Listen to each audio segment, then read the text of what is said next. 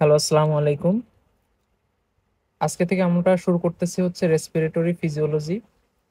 তো রেসপিরেটরি ফিজিওলজিটা আমাদের both academic এবং ক্লিনিক্যাল লাইফের জন্য খুবই ইম্পর্টেন্ট। কারণ আমাদের প্রায় প্রত্যেকের ফ্যামিলিতেই হয়তোবা অ্যাজমা, সিওপিডি অথবা নিউমোনিয়া এই ধরনের পেশেন্ট থাকে। তো সেদিক থেকে বিবেচনা করলে রেসপিরেটরি ফিজিওলজিটা আমাদের জন্য খুবই ইম্পর্টেন্ট। তো এই রেসপিরেটরি ফিজিওলজির মধ্যে আমরা বেশ কয়েকটি টপিক পড়াবো। এর মধ্যে introduction to respiration, structure of respiratory tract, mechanism of respiration and pulmonary and alveolar ventilation, কীভাবে pulmonary volumes and capacities and dead space নিয়ে আমরা আলোচনা করব। আচ্ছা, তাহলে প্রথমে আমরা জানবো যে রেসপিরেশনটা কি। What is respiration?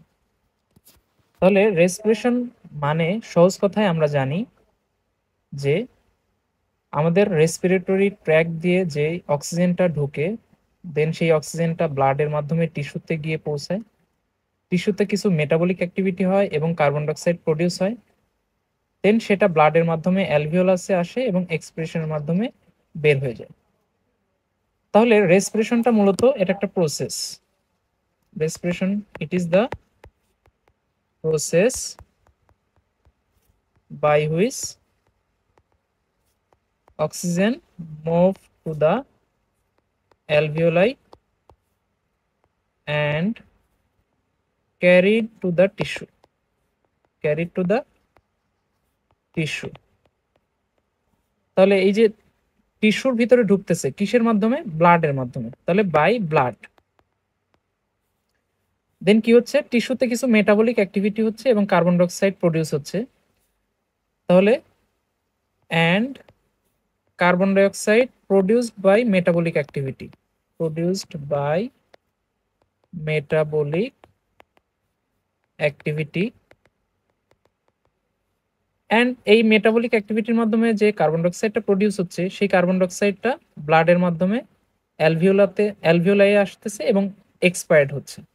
তাহলে ক্যারিড টু দ্য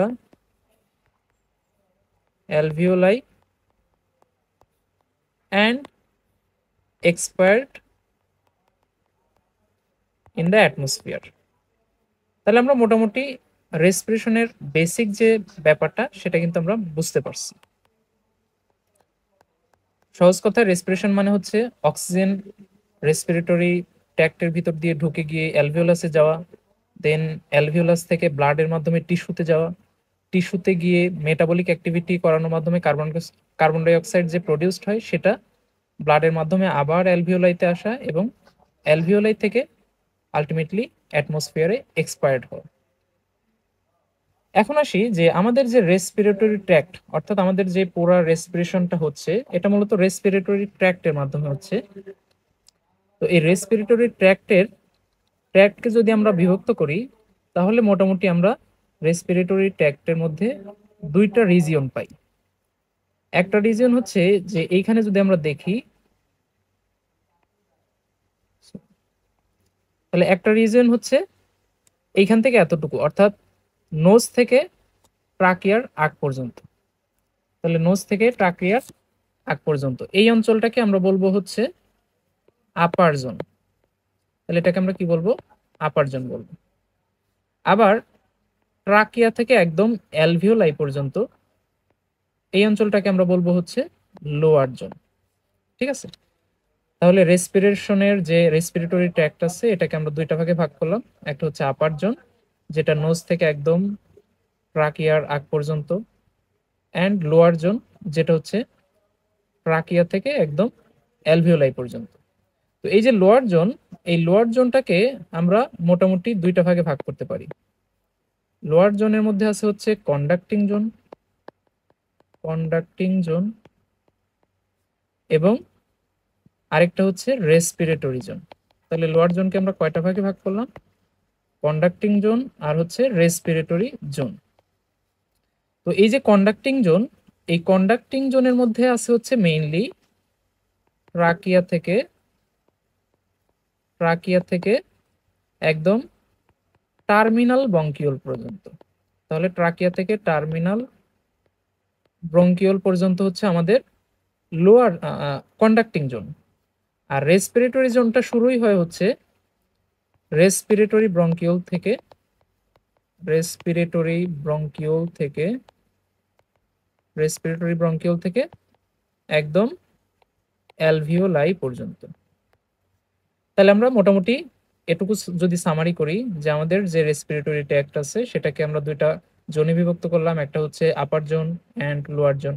দেন এই লোয়ার জোনকে আবার দুইটা ভাগে ভাগ করছি, একটা হচ্ছে কন্ডাক্টিং জোন যেটা ট্রাকিয়া টু টার্মিনাল ব্রঙ্কিওল, এবং রেসপিরেটরি জোন যেটা হচ্ছে রেসপিরেটরি ব্রঙ্কিওল টু অ্যালভিওলাই।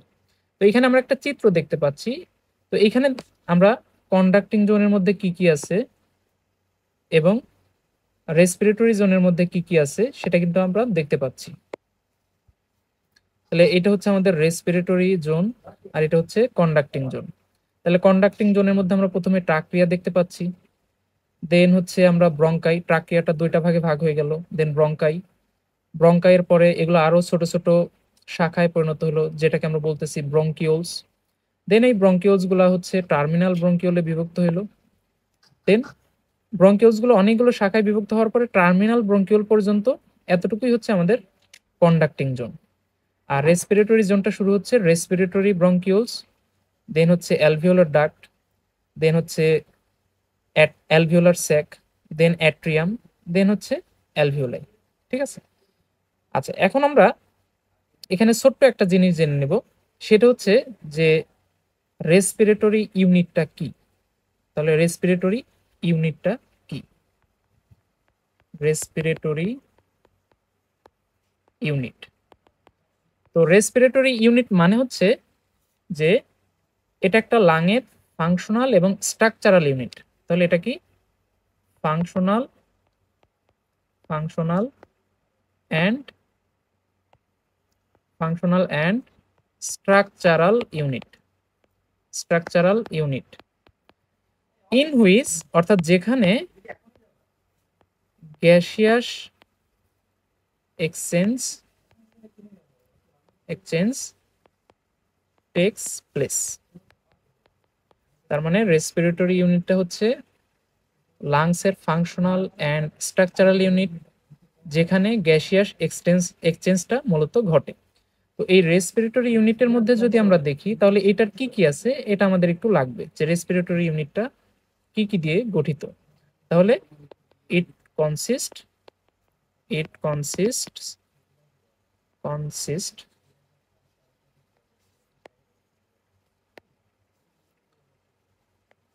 তাহলে ইট কনসিস্ট অফ, ফার্স্টে আছে হচ্ছে রেসপিরেটরি ব্রঙ্কিউল, রেসপিরেটরি ব্রঙ্কিউল,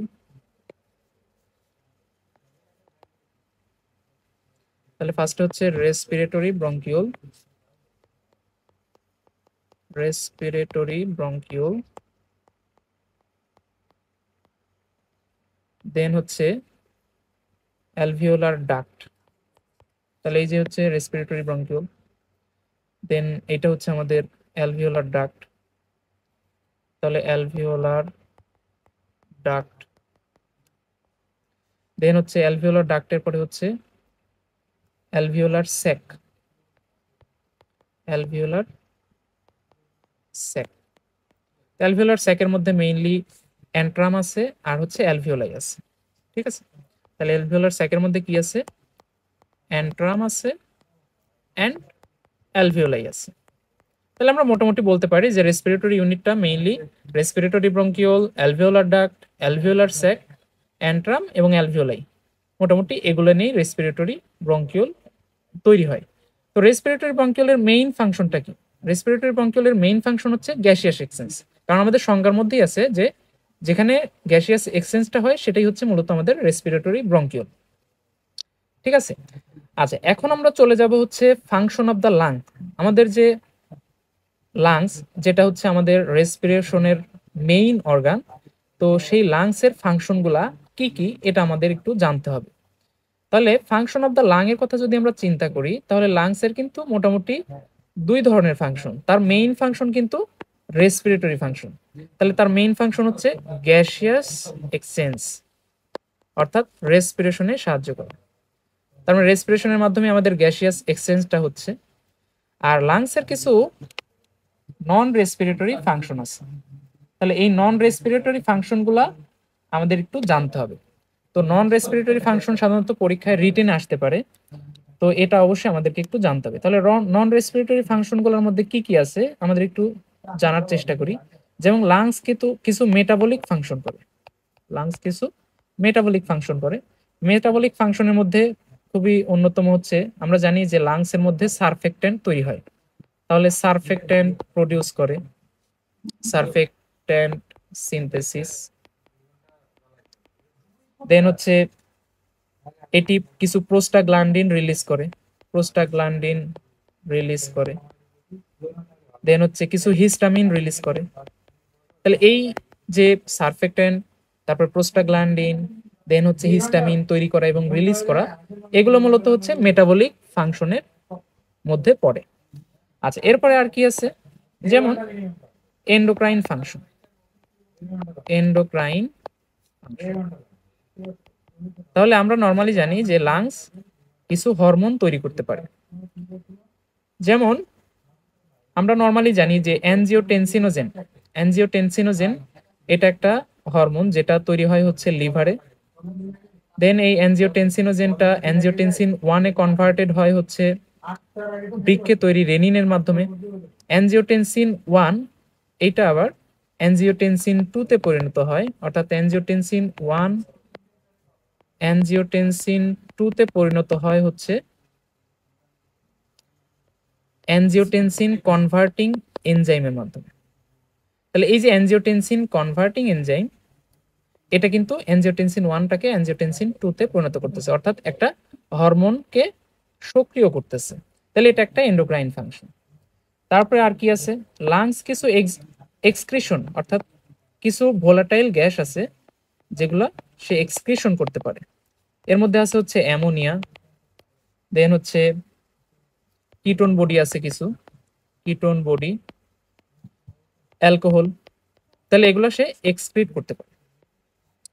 দেন হচ্ছে লাংস অ্যাসিড বেস ব্যালেন্স করতে পারে, তাহলে acid base balance, acid base ব্যালেন্সে লাংস রোল প্লে করে। দেন হচ্ছে কিছু লাংসের আরেকটা অন্যতম ফাংশন হচ্ছে এটি টেম্পারেচার মেইনটেইন করে, অর্থাৎ টেম্পারেচার মেইনটেইন।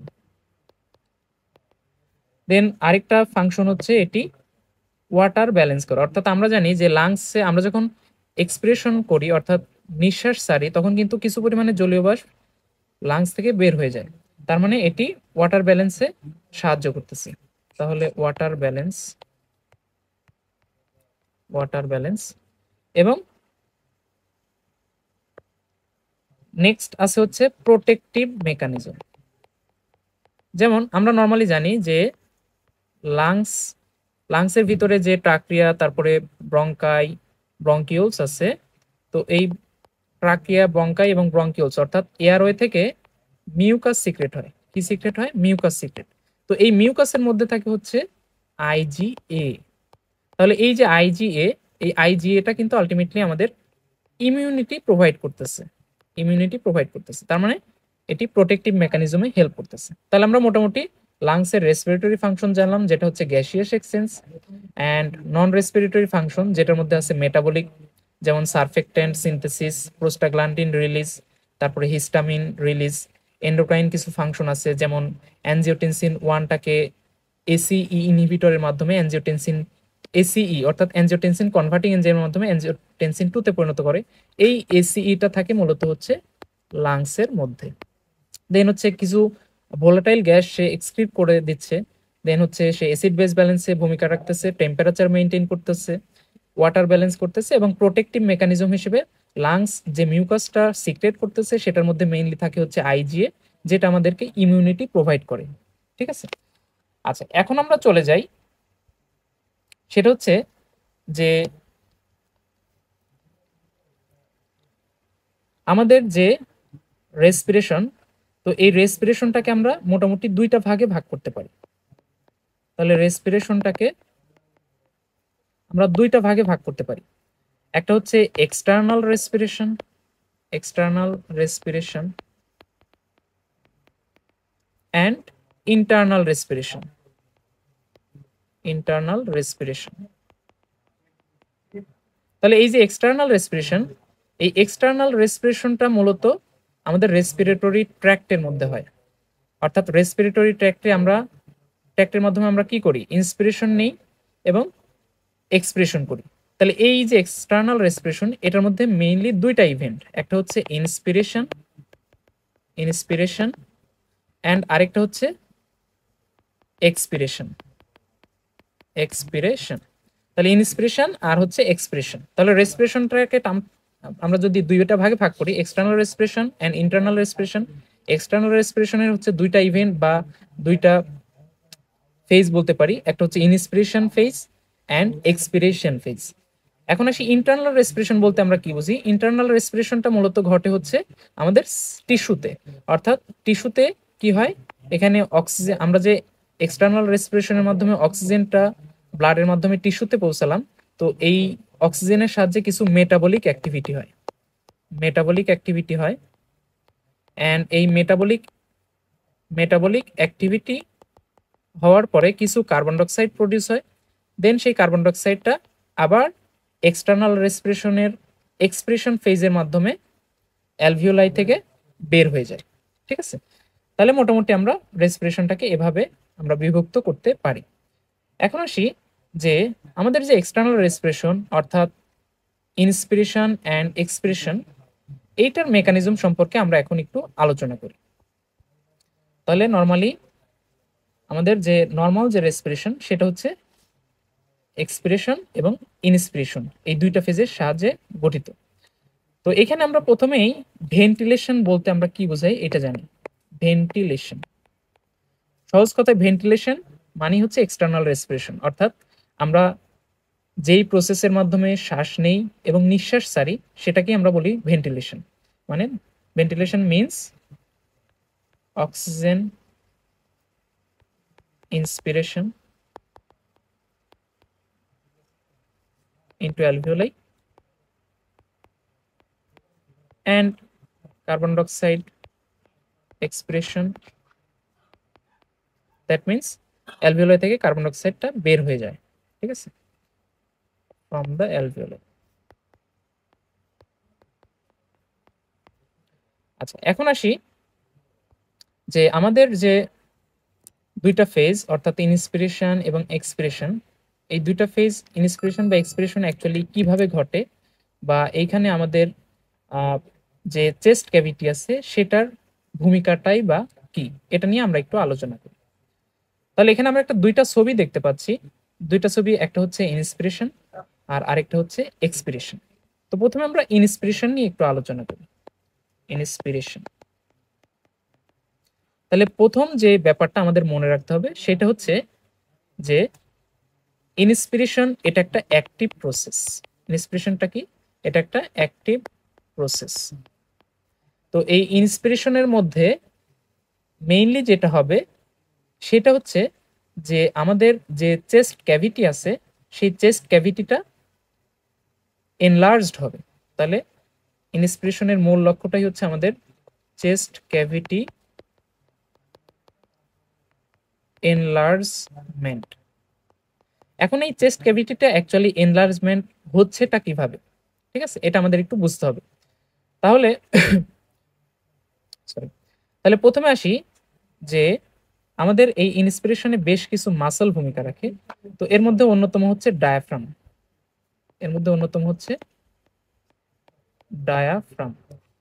তো নর্মালি ডায়াফ্রামটা আমরা যদি একটা ছবি আঁকাই, এখানে আমরা একটা ছবি দেখতে পাচ্ছি। নর্মালি যেটা হয় যে ডায়াফ্রামটা আমাদের রেস্টিং অবস্থায়, অর্থাৎ ইন্সপিরেশনের শুরুতে, এটা ধরে নিই আমাদের চেস্ট ক্যাভিটি। তো নর্মালি এটা হচ্ছে লাংস। তাহলে নর্মালি আমাদের ডায়াফ্রামটা এরকম ভাবে থাকে। তাহলে এটা হচ্ছে রেস্টিং অবস্থায় বা একদম ইন্সপিরেশন এর শুরুতে, অর্থাৎ ইন্সপিরেশন শুরু হয় নাই এমন অবস্থায়, অর্থাৎ রেস্টিং অবস্থায়। রেস্টিং স্টেটে। এরপরে যখন ইন্সপিরেশনটা শুরু হয় তখন যেটা হয় যে আমাদের এই ডায়াফ্রামটা নিচে নামে, অর্থাৎ তার ডাউনওয়ার্ড মুভমেন্ট হয়। ডাউনওয়ার্ড মুভমেন্ট হলে এটা যেমন একটু অবলিক আছে, এটা একদম ফ্ল্যাট হয়ে যায়। তাহলে ফ্ল্যাট হয়ে গেলে যেটা হবে যে আমাদের যে চেস্ট ক্যাভিটির ভার্টিক্যাল ডায়ামিটার, এই ভার্টিক্যাল ডায়ামিটারটা আলটিমেটলি বেড়ে যায়। তাহলে প্রথম কথা হচ্ছে contraction of the diaphragm, contraction of diaphragm, diaphragm এটার ক্ষেত্রে কি হবে, vertical diameter, diameter of chest cavity, cavity increase. তাহলে এটা গেল হচ্ছে ডায়াফ্রামের রোল। এখানে আমরা একটা চিত্র দেখি যে ইন্সপিরেশনের সময় যেটা হচ্ছে যে আমাদের যে ডায়াফ্রামটা সেটা কিন্তু একটু নিচে নামছে। এই যে ডায়াফ্রামের কন্ট্রাকশনের ফলে ডায়াফ্রামটা নিচে অর্থাৎ ডাউনওয়ার্ড মুভমেন্ট হয়েছে, যার ফলে আলটিমেটলি আমাদের চেস্ট ক্যাভিটি, এই চেস্ট ক্যাভিটিটা আলটিমেটলি বেড়ে গিয়েছে, অর্থাৎ চেস্ট ক্যাভিটিটা বেড়ে গিয়েছে। ঠিক আছে, এখন আসি যে এটা গেল ডায়াফ্রামের ভূমিকা। এখন আমরা চলে যাই হচ্ছে আমাদের যে চেস্ট ওয়ালে কিছু মাসেল আছে, এর মধ্যে অন্যতম হচ্ছে এক্সটার্নাল ইন্টারকোস্টাল মাসেল। তো এই এক্সটার্নাল ইন্টারকোস্টাল মাসেলটার কাজ কি? তো প্রথমত হচ্ছে এই ছবিটা যদি আমরা দেখি, এই ছবিটা আমরা দেখি, তাহলে এই ছবিতে আমরা দেখতে পাচ্ছি যে নর্মাল অবস্থায় অর্থাৎ রেস্টিং অবস্থায় যখন ইন্সপিরেশন শুরু হয় নাই, এরকম একটা অবস্থায় আমাদের যে রিবগুলো আছে সেই রিবগুলা কিন্তু একটু ডাউনওয়ার্ড হয়ে থাকে, অর্থাৎ একটু নিচের দিকে থাকে। তো যখন হচ্ছে আমাদের এক্সটার্নাল ইন্টারকোস্টাল মাসল কন্ট্রাকশন হয় তখন যেটা হয় যে আমাদের এই যে এই রিবগুলা, এই রিবগুলা উপরের দিকে ওঠে। এই রিবগুলা কোথায় ওঠে? উপরের দিকে ওঠে। উপরের দিকে ওঠার ফলে যেটা হয় যে এইটার অ্যান্টেরো পোস্টেরিয়র ডায়ামিটার এটা বেড়ে যায়। তাহলে আমাদের কি হয় যে contraction of external intercostal muscle, contraction of external intercostal muscle, এটার ফলে ইনক্রিজ অ্যান্টেরো পোস্টেরিয়র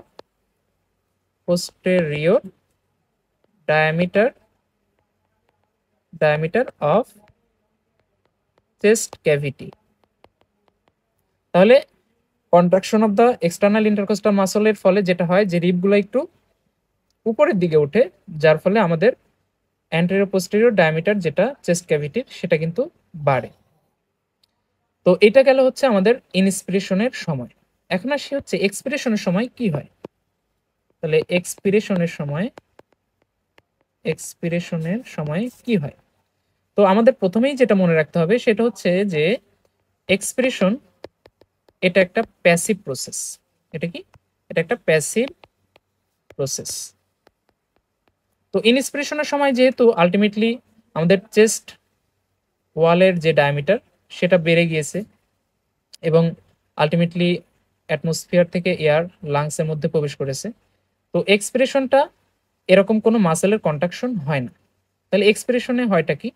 এখানে আমাদের মনে রাখতে হবে যে এক্সপিরেশনে প্রথমে যেটা হয় যে ইন্সপিরেশনের সময় যেই মাসেলগুলো কন্ট্রাকশন হয়েছিল সেই মাসেলের কন্ট্রাকশনটা বন্ধ হয়ে যাবে, অর্থাৎ মাসেলগুলো রিল্যাক্সড হবে। তাহলে এক্সপিরেশনের শুরুতে মাসেলগুলো রিল্যাক্স হবে, যেই মাসেলগুলো involve in inspiration.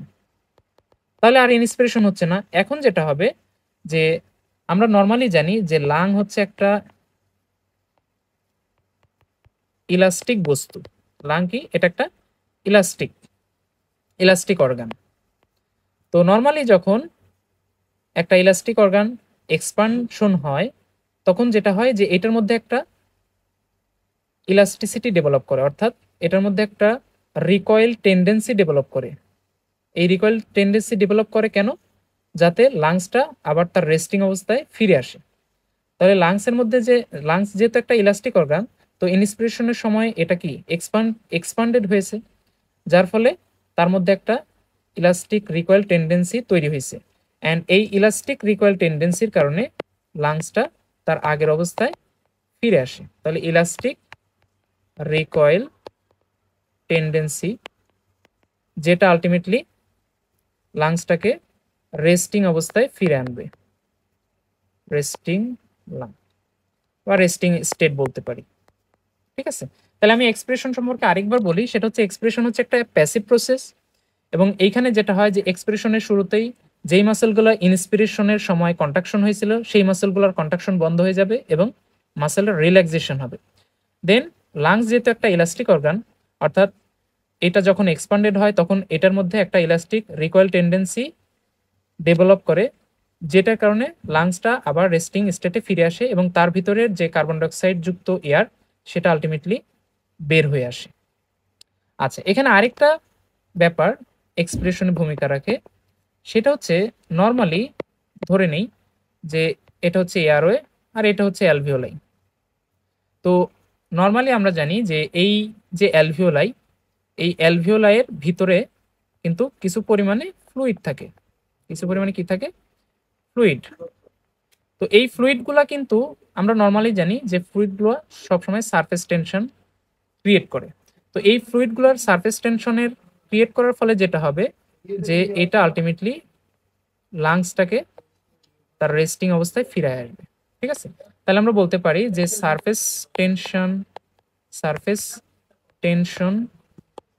Of lung, এই সারফেস টেনশন অফ লাং এটা কি করবে? আলটিমেটলি রেস্টিং স্টেটে ফিরে আসবে।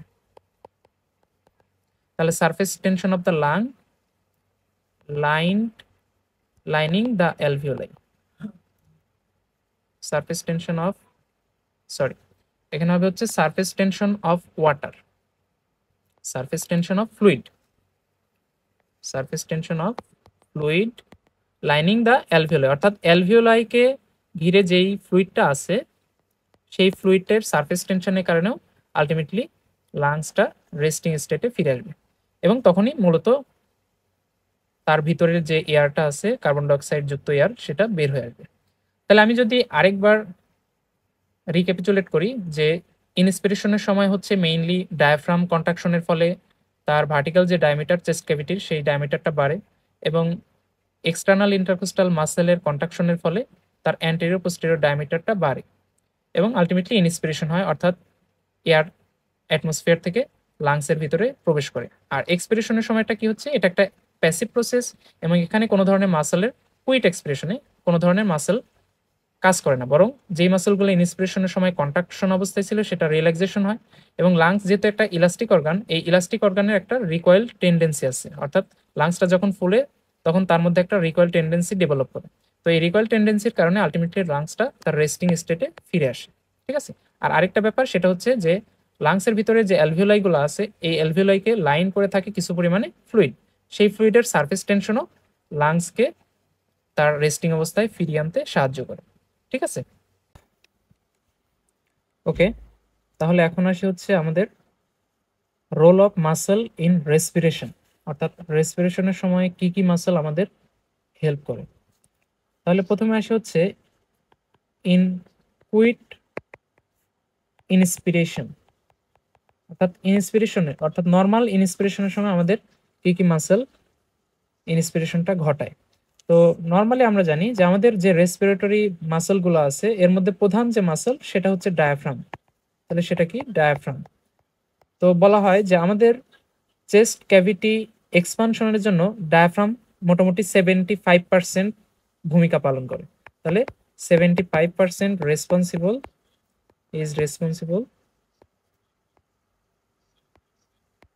For chest cavity enlargement. এখন আসি যে তাহলে ডায়াফ্রামের মাধ্যমে মেইনলি যেটা হয় যে সেটা হচ্ছে যে আমাদের যে চেস্ট ওয়ালের ভার্টিক্যাল ডায়ামিটার সেটা বৃদ্ধি পায়। আর ইন্সপিরেশনের সময় আরেকটা মাসেল কাজ করে, সেটা হচ্ছে external intercostal muscle, external intercostal muscle. তাহলে এই দুইটা মাসেল হচ্ছে নর্মাল ইন্সপিরেশনের সময় কাজ করে। এখন কেউ যদি ফোর্সফুল ইন্সপিরেশন নেয়, অর্থাৎ অনেক জোরে শ্বাস নেয়, ফোর্সফুল ইন্সপিরেশন, তাহলে সেক্ষেত্রে যেটা হবে যে এই দুইটা মাসল তো কাজই করবে, এক্সট্রা ভাবে হচ্ছে সেরাটাস অ্যান্টেরিয়র, দেন হচ্ছে স্ক্যালেনি মাসেল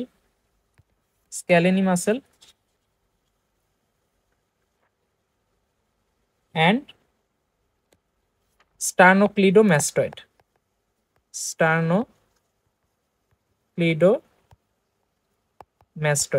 তাহলে এই তিনটা মাসল আমরা যখন ফোর্সফুল ইন্সপিরেশন নিব তখন এই তিনটা মাসলও ডায়াফ্রাম এবং এক্সটার্নাল ইন্টারকোস্টাল মাসলের সাথে কাজ করবে। ঠিক আছে, আচ্ছা এখন আসি হচ্ছে এক্সপিরেশনের সময় আমাদের কোন মাসলগুলো কাজ করে। তাহলে ডিউরিং কুইক এক্সপিরেশন, অর্থাৎ নর্মাল যে এক্সপিরেশন, সেই নর্মাল এক্সপিরেশনের সময় অ্যাকচুয়ালি কোনো মাসল কাজ করে না, অর্থাৎ নো মাসল ইনভলভ। তাহলে এক্সপ্রেশন অ্যাকচুয়ালি হচ্ছেটা কি, এখানে যেটা হয় যে ইন্সপিরেশনের সময় যে মাসলগুলো কন্ট্রাকশন হয়েছে সেই মাসলগুলো আর কন্ট্রাকশন হবে না, অর্থাৎ রিল্যাক্সেশন হবে, এবং আমাদের লাংসের যে রিকয়েল টেন্ডেন্সি আছে, কলাপস করার যে রিকয়েল টেন্ডেন্সি, এই রিকয়েল টেন্ডেন্সির কারণে লাংস আলটিমেটলি তার নর্মাল স্টেটে ফিরে আসবে। তাহলে নর্মালি যেটা হয় যে recoil tendency causes lungs to its resting position, resting state বা রেস্টিং পজিশন। ঠিক আছে, আচ্ছা এখন আমরা যদি চিন্তা করি যে ফোর্সফুল এক্সপ্রেশনের ক্ষেত্রে কোনো মাসল কাজ করে কিনা, অ্যান্সার হচ্ছে ফোর্সফুল এক্সপ্রেশনের ক্ষেত্রে মাসল কাজ করে। তো নর্মালি যেটা হয় যে ফোর্সফুল এক্সপিরেশনে, তাহলে ফোর্সফুল এক্সপিরেশনে মেইন যে মাসলটা কাজ করে সেটা হচ্ছে রেকটাস অ্যাবডোমিনিস। তাহলে রেকটাস অ্যাবডোমিনিস অ্যাকচুয়ালি কিভাবে কাজ করে সেটা আমি একটু বলি। সাপোজ এটা হচ্ছে আমাদের ডায়াফ্রাম, এটা হচ্ছে আমাদের চেস্ট ক্যাভিটি, অ্যান্ড এটা হচ্ছে আমাদের অ্যাবডোমেন। তাহলে নর্মালি জানি যে আমাদের যে রেকটাস অ্যাবডোমিনিস মাসল, সেই রেকটাস অ্যাবডোমিনিস মাসল নর্মালি অ্যাবডোমেনে এরকমভাবে থাকে। এখন এইখানে যেটা হয় যে এই রেকটাস অ্যাবডোমিনিস মাসল যখন কন্ট্রাকশন করে তখন অ্যাবডোমেনের ভিতরের যে প্রেসার সেটা বেড়ে যায়, এবং অ্যাবডোমেনের ভিতরের যে অর্গানগুলো আছে সেগুলো আলটিমেটলি ডায়াফ্রামকে চাপ দেয়, যার ফলে ডায়াফ্রামটা আপওয়ার্ড চাপ দেয়, চেস্টকে আপওয়ার্ড চাপ দেয়, এবং আলটিমেটলি চেস্ট থেকে এয়ার বের হয়ে আসে। তাহলে আমি আবারও বলছি, সেটা হচ্ছে রেকটাস অ্যাবডোমিনিস মাসল যখন কন্ট্রাকশন হয় তখন আমাদের যে অ্যাবডোমেনের ভিতরে যে অর্গানগুলো আছে সেগুলো আলটিমেটলি চেস্টের উপরে চাপ দেয়। চেস্টের উপরে চাপ দেওয়ার ফলে চেস্টের ভিতরে অর্থাৎ লাংসের ভিতরে যে এয়ার ছিল সেটা বের হয়ে যায়। তাহলে এটা হচ্ছে রেকটাস অ্যাবডোমিনিস মাসল। ঠিক আছে, এছাড়াও ইন্টারনাল ইন্টারকোস্টাল মাসলও এক্ষেত্রে ভূমিকা রাখে।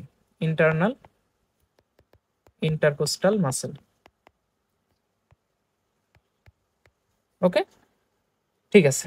আচ্ছা, তাহলে আমরা মোটামুটি বুঝলাম যে আমাদের যে রেসপিরেশনের ইন্সপিরেশনে কি কি মাসল ভূমিকা রাখে এবং এক্সপ্রেশনে কি কি মাসল ভূমিকা রাখে।